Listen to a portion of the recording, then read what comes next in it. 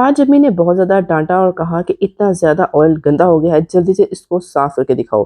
तो मैंने क्या किया, कॉर्नफ्लावर ले लिया, कॉर्नफ्लावर के 2 चम्मच 1 कप पानी में मैंने घोल दिए। यानी कि बहुत अच्छी तरह मिक्स किया, बहुत अच्छी तरह मिक्स करना है, जितना अच्छा मिक्स करेंगे उतना ही अच्छा रिज़ल्ट आएगा, इसलिए मैंने जल्दी से मिक्स कर लिया। उसके बाद ऑयल में मैंने ये तमाम का तमाम महलूल जो है वो डाल दिया और ऑयल के अंदर भी अच्छी तरह मिक्स करने के बाद फिर मैंने ऑयल को गरम किया। धीमी आँच में गरम करती जा रही थी और इसको मिक्स करती रहती ताकि कॉर्नफ्लावर तमाम का तमाम जो गंध है ना ऑयल का वो उसके अंदर जज़्ब कर ले और जिस वजह से मुझे डाँट पड़ी है वो मसला हल हो जाए।